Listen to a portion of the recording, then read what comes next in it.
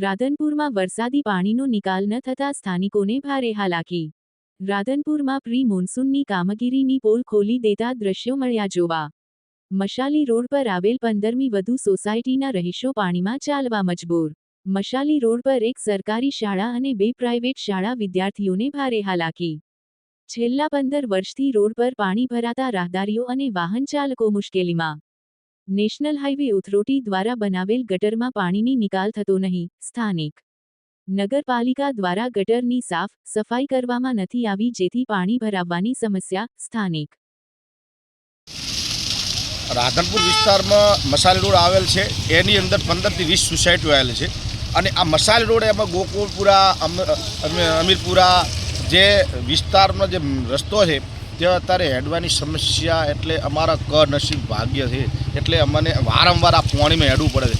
આની અંદર 3 સ્કૂલો આવેલ છે, એક વલ્લભનગર પ્રાથમિક શાળા, મુરલીધર નવનિર્મિત સ્કૂલ। કોઈ નહીં ને તો 1500 થી 2000 બાળકોનું ભવિષ્ય ચૂકાયેલું છે। પાણીમાં હેડી જવાનું, ગંદકીમાં ચાલવાનું છે। સતત 15 વર્ષથી આ પરિસ્થિતિ અમારે ઝીલવી પડે છે।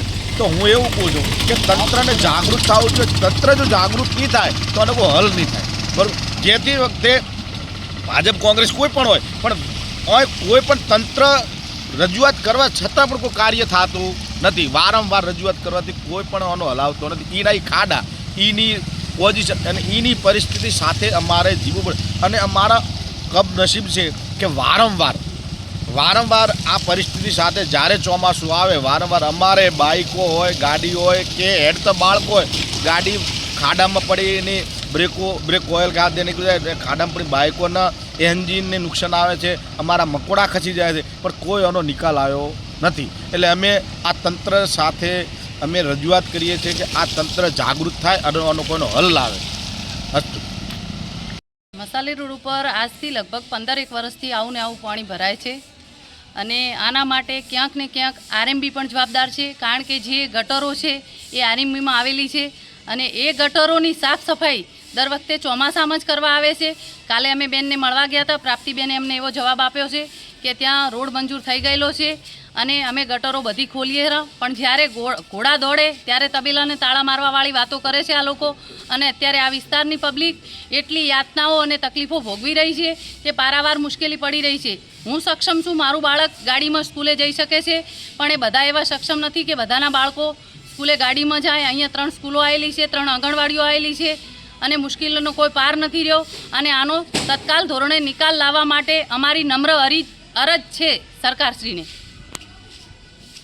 સમયથી રોડ ઉપર પાણી ભરવાની સમસ્યા રાધનપુર મશાલી રોડ ઉપર લગભગ છેલ્લા 15 વર્ષથી કાયમી આ સમસ્યા પાણીના નિકાલ થતો નથી।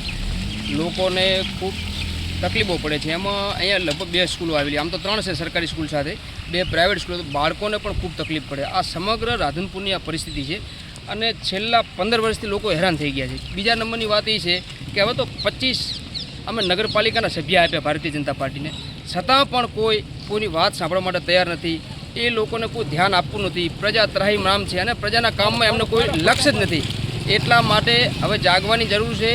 લોકો જાગો અને લોકો નગરપાલિકાનો ઘેરાવ કરો, કારણ કે 1-2 વ્યક્તિથી બોલવાથી કોઈ પરિવર્તન આવતું નથી। પ્રજા રોડ માથે આવશે તો જ તમારી વાત સાંભળવામાં આવશે, બાકી અમારા જેવા 1-2 જણા ગમે એ બોલશે એનાથી કોઈ ફરક પડતો નથી। એટલે અમે નમ્ર વિનંતી કરીએ છીએ કે આ જનતાનું કાંઈ સારું કામ થાય અને આ પાણી અને ગટર અને રોડના જે રસ્તા ખાડા કબચિયાવાળા છે એનું સમાધાન થાય એવી અમે સરકાર પાસે વિનંતી કરીએ।